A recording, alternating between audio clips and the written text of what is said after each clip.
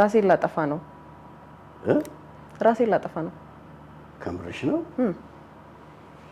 ምን ገጠመሽ አይ በቃ እኔ በቅቶኛል ማጥፋት ነው የምፈልገው እንዳታስቆመኝ እዚሁ ላይ ሚዲያው ላይ ነው የምታጠፊው ላይቭ ቢሆን ተመራጭ ይመስለኛል ብዙ ተመልካችም አገኛለሁ ስለዚህ አሁን ሰሞኑን ሰዎች ራሴን ላጠፋ ነው እያሉ በተደጋጋሚ ስለመጡ አንቺም አቴንሽን ለመሳብ ያሰብሽ ነው አዎ በዚህ መንገድ አቴንሽን ማገኝ ከሆነ በየትኛው መንገድ አሁን ታዋቂ መሆን አይደለ ብዙ ሰው ህልሞ ስለዚህ እኔስ ከማን አንሳለሁ እኔ ስለምን ይቅርብኝ አላጠፋውም እኮ ግን ሰዎች ራሴን ላጠፋ ነው እያሉ ወደ ሚዲያ የሚመጡበት ምክንያት ምንድነው አቴንሽን ፍለጋ ዋነኛው ብዙ ምክንያቶች ሊኖሩ ይችላሉ ግን ዋነኛው አቴንሽን ፍለጋ ይመስለኛል እኛ እንደ ማህበረሰብ ብቻ ሳይሆን ተመልካቾች እንዳጠቃላይ ያለን ነገር ምንድነው አሳዛኝ ነገር ወይ የሆነ መጥፎ ነገር ስናይ እይታችን ይሳባል አሁን የሚሰራ ሰው አግዙኝ ሰፖርት አድርጉኝ የሚል ሰው ኢሚዲየትሊ ነው ስክሮል የምናደርገውና እንደዚህ ራሴን ላጠፋ ነው ምናምን ብለን ስንመጣ ግን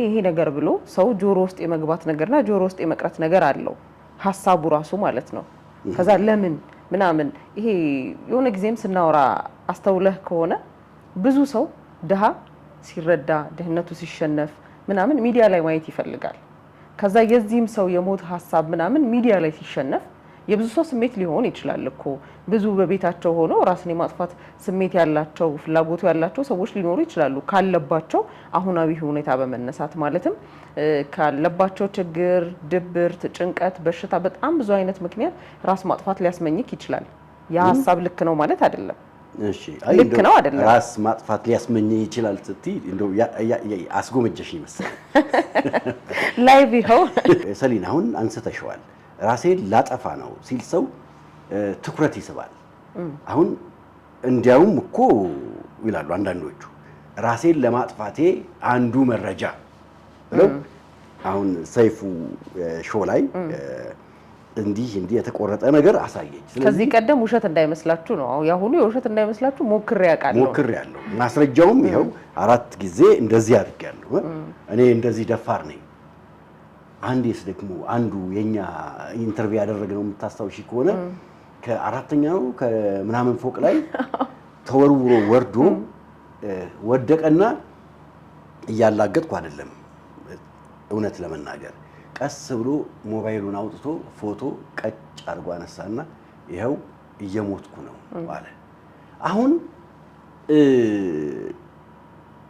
ለምን ሰዎች ራሳቸውን ለማጥፋት ይፈልጋሉ አሁን የኛ ትኩረት ምንድነው ሰዎች ራሳቸውን ለማጥፋት ይሞክራሉ ለምን አሁን ራስን ለማጥፋት መሞከር ከብዙ ምክንያቶች አንዱ ይመጣል ግን ሚዲያ ላይ መጥተው የሚያወሩት አንዳንዶቹ ትኩረት ለመፈለግ ስንል ዕውቅና ለማግኘት እኔ ከደሃ ቤተሰብ ነው የተወለድኩት ሽሮ ነፍሴ ነው በጣም ነው የምወደው እኔ ራሴ ሽሮ በጣም ነው የምወደው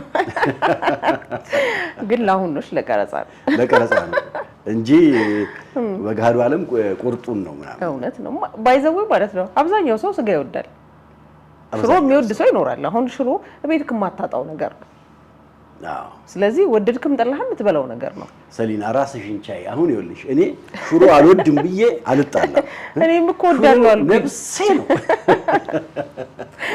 ይኸውልሽ ሰዎች ለምንድን ነው ራሳቸውን ለማጥፋት መሞከራቸውን ወደ ሚዲያ የሚያመጡት ሰዎች ለምንድን ነው ድህነትን ሰው እንዲያውቅላቸው የሚፈልጉት አንድ ሰዎች ድህነታቸውን በመናገር እርዳታ ለማግኘት ይሞክራሉ ሰዎች ያለባቸውን ህመም በመናገር ሰዎች እንዲያገዟቸው ያደርጋሉ ይሄ እጅግ በጣም ጥሩ ነው ምክንያቱም አንዳንድ ጊዜ ጥሩ ነው ስል ምን ለማለት ነው ቸግሮሽ ሞት አፍጥጦ እየመጣ ታክመሽ መዳን እየቻልሽ አቅም አጥተሽ ከምትሞቺ ችግርሽን በመናገር ሊያግዝሽ የሚፈልግ ሰው ካለ የምትታከሚበት ሁኔታዎች ይፈጠራሉ እያየንም ነው በጣም ጥሩ ነው ለምን ትሞቻለሽ የሚያግዝሽ ሰው አለ ሰው ደግሞ ተፈጥሯዊ ነው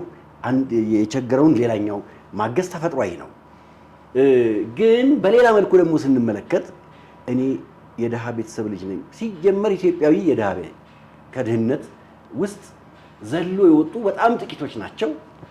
እሱ ቢወጣ ደግሞ ከጎኑ እህት፣ ወንድም፣ አጎት ምናምን ከዛ ሊያመልጡ አይችሉም። ስለዚህ ኢትዮጵያዊ ስትሆኚ ለድህነት ቅርብ ነው። ሰው ግን የሚያሳዝን ታሪክ ሲያወራ ለምሳሌ እኔ ፍቅረኛዬ በጠራራ ፀሐይ እኔ ካደኝ፣ እኔ ፍቅረኛዬ በቁርባን ተጋብተን ይገርማቸዋል አሁን በቅርቡ ገርል ፍሬንድ አገኘሁ አለኝ። ገርል ፍሬንድ አገኘሁ ብሎኝ ሌላ ሊያገባ ነው። ይሄ ተአምር ነው መቼስ፣ እያላገጥኩ አይደለም። እኛ እዚህ አሉን እኮ እኛ ፕሮግራም ላይ ራሱ የቀረቡ በጣም ብዙ እንግዶች ነበሩ፣ የኢሳግ እንግዶች። ከዚህ ቀደም የመጣች አንዲት እንግዳ ነበረች። የትዳር አጋሯ እርጉዝ ሆና ያውም ድርስ እርጉዝ ሆና ፍቅረኛዬን ላስተዋውቅሽ ብሎ ቤት ድረስ ያመጣት ሴት ነበረች። እኔ ነኝ እንደውም ኢንተርቪው ያደረኳት ያችን ሴት። አሁን እንደዚህ አይነት ታሪኮች ስንመለከት የእውነት በጣም ተቺ ናቸው። እናቷ አይደለች ገርል ፍሬንዱን ሊያስተዋውቃት የሚመጣው። እጅግ በጣም ዘግናኝ ነው እውነት ለመናገር። ለምሳሌ በጦርነት ውስጥ ሺዎች ይወድቃሉ። ሺዎች ሲወድቁ እናያለን። ግን አንድ ሰው እንዲሆኑ ስንል እንባችን እየፈሰሰ እናየዋለን። እዛ ጋር ሺዎች ሲወድቁ ስናይ ታሪካቸውን፣ ማንነታቸውን፣ ፍላጎታቸውን፣ ግባቸውን አናቀውም። ስለዚህ እዚህ ጋር ግን ታሪኩን የምናቀው፣ ግቡን የምናቀው፣ ህመሙን፣ ስሜቱን እያጋራን ስለሆነ የሚመጣው ታሪኩ ወደኛ ውስጥ እናመጣውና እናለቅሳለን። ይህን የተረዱ ሰዎች ይመስሉኛል ሚዲያ ላይ እየመጡ ልሞት ነው። በዛ ብቻ ምክንያት ግን አይመስለኝም። አሁን አንዳንድ ነገሮችን ሳገላብጥ በዚህ ጉዳይ ላይ ብዙ ሰዎች አሁን ቤታቸው ውስጥ ስለ ህመማቸው፣ ስለ ስሜታቸው የሚረዳቸው ሰው ያጣሉ። ይሄ እንዲሆኛለሁ ብሎ ለመናገር እኛ አሁን ስንናገር አንቺ ምን አለብሽ፣ አንተ ምን አለብህ ብለን ስንል ለኛ በጣም ቀላል ነው አይደለ? ሰው በውስጡ ያዘው በጣም ብዙ ህመም አለ። እንደየቆዳ ከለራችን፣ እንደየሰውነት ቅርጻችን ውስጣችን ያለ ደግሞ ችግራችን ለሁላችንም የተለያየ ነው። ሰው ለብሶ ስላየ ነው፣ አምሮበት ስላየ ነው፣ ወይ ስቆ ስላየ ነው ጤነኛ ነው ወይ ደስተኛ ነው ልንል አንችልም። አንተ ምን አለብህ ምናምን የሚል ሰው ይኖራል በዙሪያው። ያ ሰው ደግሞ ውስጡን ስሜቱን የሚነግረው ሰው ይፈልጋል። ሰው ወደ ሶሻል ሚዲያ ይወጣል። እኔ እንዲሆኛለሁ፣ እንደዚህ ተደርጊያለሁ፣ እንደዚህ ተደርጎብኛል። አሁን እንዲህ ስታዩኝ እንደዚህ እንዳይመስላችሁ፣ ደስተኛ ሆኜ ወይ ደግሞ ምንም ቻሌንጅ ሳላሳልፍ እንዳይመስላችሁ ብለው ይመጣሉ። እነዛ በመምጣታቸው ምክንያት ቤት ውስጥ ያሉት ደግሞ በእንደዚህ አይነት ስሜት ውስጥ ያሉ ሰዎች ደግሞ አሃ ብቻዬን አይደለሁም ማለት ነው፣ እኔ ብቻ ይመስለኝ ነበር እንደዚህ አይነት ነገር ውስጥ ማልፈው፣ እኔ ብቻ አይደለሁም በዚህ ስሜት እያለፍኩ ያለሁትና አብሮኝ ሰው አለ፣ ወገን አለኝ ማለት ነው። በቃ ልክ እኔ ብቻ አይደለሁም እንደዛ እየተሰማኝ ያለው ብለው እንዲያስቡና እንዲጽናና ያደርጋል። ፕላስ ደግሞ እንደዚህ ነበርኩኝ አልፌዋለሁ ተብሎ ደግሞ አንዳንድ ሰዎች አሁን ኢንተርቪው ላይ አይተህ ከሆነ እንደዚህ አሳልፌያለሁ አሁን እግዚአብሔር ይመስገን ብለው ታሪካቸውን ሲያወሩ ያንን መንገድ ገና እያለፉ ላሉ ሰዎች ደግሞ አሃ እንደዚህም ይታለፋል ለካ ከችግር በኋላ ትልቅ ስኬት አለ ብለው ማስተማሪያም ይሆናል። ሁል ጊዜ በአንድ አይነት መንገድ ብቻ ማየቱ ልክ አይደለም። በእርግጥ እንደ ተመልካች አሰልቺ ነው። ውድ አድማጭ ተመልካቾቻችን አሁን የተነሳው ሐሳብ በእርግጥም በጣም በርካታ ሰዎች ስሜታቸውን ውስጣቸው የሚንቀለቀለውን ሐሳብ የብቸኝነት ስሜታቸውን ሚዲያ ላይ አምጥተው ሲያጋሩ እፎይ ይላሉ። ሌሎችም ደግሞ ሰሊና እንዳነሳችው ለካ ይሄ ህመም የኔ ብቻ አይደለም፣ ይሄ ህመም የብዙዎች ነው፣ ይሄ ህመም የሚሸነፍ ነው ብለው የሚያቀርቡ አሉ። እኛም ከነሱ ጎነን ያለ ነው። አጠቃላይ ጀነራላይዝ አድርገን አይደለም እየተነጋገርን ያለ ነው። አንዳንድ ሰዎች ይህንን ነገር ወደ ጥቅም በመቀየር እውቅና ለማግኘት የሚጥሩትን ሰዎች ነው እየተናገርን ያለ ነው። ለምሳሌ ያክል ማቅረብ ይቻላል። ሰሞኑን አንድ ሰይፉ በኢቢኤስ ላይ ያቀረባቸው እኔ ማርገዜን ስነግረው በርግጎ ጠፋ አለች። አዎ እውነት ሊሆን ይችላል። ወንዶች እንደዛ ናቸው። ኃላፊነትን መሸከም በጣም ይከብዳቸዋል። ግን እስከ መቼ ነው በርግጎ የሚጠፉት? ልጁ ተወልዶ ምናምን እጅግ በጣም ከባድ ነው። ስለዚህ እነዚህ ሰዎች በእርግጥስ እውቅናውን ለማግኘት ካልኩሌት ተደርጎ የመጡ ሰዎች ናቸው? እውነት ይመስላል። አሁን በዛ መንገድ የመጣ ይመስላል። በፊት ላይ እንዳልኩ ቅድም እንዳልነው በጣም ትኩረታችንን የሳበ ነገር ነበረ፣ በጣም ያሳለፈችውን ነገር ስታወራ ምናምን። አሁን ላይ ግን የሚታየው ነገር ይሄ እንዴት ነው እጅና ጓንት ሆኖ ነው እያየናቸው ያለ ነው። በቃ አይለያዩም። ይሄ ነገር ሶሻል ሚዲያቸውን ዩቲዩባቸውን ለማሳደግ ወይ ደግሞ በራሳቸው መንገድ ሁለቱም ሙዚቀኞች ናቸው፣ ሰው አውቋቸዋል። አሁን ያንን ፊት ዩቲዩብ ላይ ብታየው ቴሌቪዥን ላይ ብታየው ወይ ደግሞ የሆነ ባንድ ላይ እየተጫወቱ ሙዚቃ ብታይ ያ ፊት ላንተ አዲስ አይደለም፣ ማቃቸዋለሁ ትላለህ። ወይ የሆነ ማስታወቂያ ተሰርቶ እነዚህ ሰዎች ዛሬ ሙዚቃ ስራቸውን ያቀርባሉ ብትባል ወይ ያቃታለሁ ብለህ ሰፖርት ለማድረግ ትገባለህ። ለምን ታሪኳን ሰምተናላ። ስለዚህ በጣም በቀላል ነገር የኛን አቴንሽን አግኝተዋል፣ ትኩረታችንን ስበዋል፣ እኛ ውስጥ ገብተዋል። እኛ እነሱን ለመደገፍ ወይ ደግሞ እነሱ ጋር አብረን ለመሆን ከነሱ ጋር እንቀጥላለን። በስራቸው እንደናቸዋል ማለት ነው። ቤተሰብ አድርገናቸዋል። አሁን አቴንሽንም ለማግኘት ሆነ ወይ ደግሞ እሷ ከነበረባት ትራውማ ወይ ደግሞ ከነበረባት ችግር ሪሊፍ ለማግኘት ወጣ ሶሻል ሚዲያ ላይ ያንን መልእክት ማጋራቷ በሁለት መንገድ ጥቅም አግኝታበታለች። አቴንሽን አግኝታበታለች። አቴንሽን ፈልጋ ከሆነ ሪሊፍ ፈልጋ ከሆነ ሪሊፍ አግኝታበታለች። በሌላ መልኩ ደግሞ እስቲ እውነታቸውን ነው ብለን እናስብ። እርጉዝ ሆና ራሷን ለማጥፋት አሰበች። እቺ ነገር መቼስ በጣም ነው የምትደጋገመው። ራሴን ለማጥፋት አሰብኩ፣ ራሴን ለማጥፋት። ራስን ማጥፋት ቀላል ነገር ነው እንዴ? ራስን ማጥፋት ቀላል ሆኖ አይሰማውም ወይ? እንደዚህ አይነት ነገሮች በጣም ወደ ሚዲያ በሚመጡበት ጊዜ የማስተማራቸውን ያክል አሉታዊ ጎን የለውም ወይ? ይህንን ለአድማጭ ለተመልካቾቻችን ግን እዚህ ጋር ሳልናገር ማለት የማልፈልገው አንድ ነጥብ አለ። እሱ ምንድነው? እርጉዝ በነበረችበት ጊዜ ራሷን ማጥፋት አሰበች። እርጉዝ በነበረችበት ጊዜ እጅግ በጣም ተራበች። አንድ ጎረቤቷ ታበላት ነበረ። እግዚአብሔር ይስጣት። የእውነት ከሚቀበሉ ይልቅ የሚሰጡ እኔ እጅግ በጣም ያስደስቱኛል፣ በጣም የሚያስቀኑኛል። ደግሞ ከሚቀበሉ በላይም ደግሞ የሚሰጡ ይደሰታሉ። እና በመስጠት የሚደሰቱ ሰዎች የእውነት ያስቀኑኛል። እና እውነት በመስጠት የሚገኘው ደስታ ከፍተኛ ነውና በመስጠት ተደሰቱ ብዬ ነው የምናገረው። ግን አንድ ነጥብ አለ።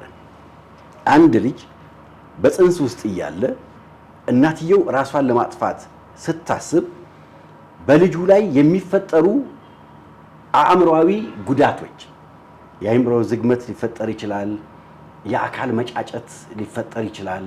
በጣም በርካታ ችግሮች አብረውት ሊወለዱ የሚችሉበት ሁኔታዎች አሉ ማለት ነው። ስለዚህ ይሄ ልጅ በዚህ ውስጥ እንዲያልፍ ማን የፈረደበት? አባቱ ነው? ከተወለደስ በኋላ አንድ ልጅ ከጽንሰት አንስቶ እስከ ወሊድ ድረስ ሊያገኛቸው የሚገባቸው እንክብካቤዎች አሉ። ለምሳሌ ከ6 ወር በኋላ መስማት፣ መደሰት፣ ማዘን፣ የእናትየውን ስሜት ሼር ያደርጋል። ስለዚህ እናትየው እነዚህን ጊዜያቶች በሙሉ በዚህ ጭንቀት ውስጥ ከሆነ ያሳለፈችው ይሄ የሚመጣው አዲስ እንግዳ ልጅ በምን እዳው ማን ነው የሚጠየቀው? ለዚህ አሁን ሁለቱ እጅ ለእጅ ተያይዘው ዓለምን እንጨብጥ እያሉ ነው አይደል? ጥሩ ነው። አብረው እንደገና አብረው ለመኖር እንደገና አብረው ለማበብ ማሰባቸው እጅግ በጣም ጥሩ ነው። የይቅርታ ጊዜ ይቅርታ አደረገችለት አይደል? እኔ በጣም ነው የምወደው፣ በጣም ነው የማፈቅረው፣ እንዲያውም በቃ እኔ ነኝ እሱን ገበና ተናግሬ እንዲጠላ አደረኩት ተናገሩብኝ። በቃ አንጀቷ ስፍስፍ ምን አለ። ጥሩ ነው ይሄ የአንጀት መንሰፍሰፍ። አሁን ለምሳሌ ይቅርታ ማለት በደልን ከውስጥ ጠርጎ ማውጣት ስንል ምን ማለት ነው? የነበረውን እንዳልነበረ መቁጠር አይደለም። የነበረውማ ተፈጽሟል። ለበቀል፣ ለእልህ፣ ለቁጣ ይነድ የነበረው ነገር ከውስጣችን ጨርሶ እንዲጠፋ ማድረግ ነው። ከተቻለ ደግሞ እንደ አዲስ መወለድና አብሮ ለመኖር ጥረት ማድረግ ነው። በዚህ ሂደት ውስጥ ግን በዲፕሬሽን ውስጥ የነበረው ሕፃን፣ በጭንቀት ውስጥ የነበረው ሕፃን፣ የደም ማነስ፣ የአእምሮ ብልጽግና መቀነስ፣ እነዚህ ነገሮች ሁሉ ይከሰቱበት የነበረውን ልጅ በመካስ ቀሪ ህይወታቸውን ለመኖር አስበው ከሆነ የእውነት እኔ አጨበጭብላቸዋለሁ። ያለበለዚያ ይቅርታው ባዶ ነው የሚሆነው። ይህንን ሀሳብ ለተመልካቾቻችን እንስጥና ከተመልካቾቻችን በሚመጣልን ኮሜንት ደግሞ እኛ ቀሪውን ይዘንላቸው እንቀርባለን። ውድ ተመልካቾቻችን ላይክ፣ ሼር፣ ሰብስክራይብ እያደረጋችሁ ቤተሰባችን ሆኑ። ዛሬ ባነሳነው መወያያ ርዕስ ላይ የተሰማችሁን ሀሳብ ኮሜንት ላይ አስቀምጡልን። ራስን ማጥፋት የተሸናፊነት ምልክት ነው ወይንስ ማሸነፍ ነው? እናንተ ምን ይመስላችኋል?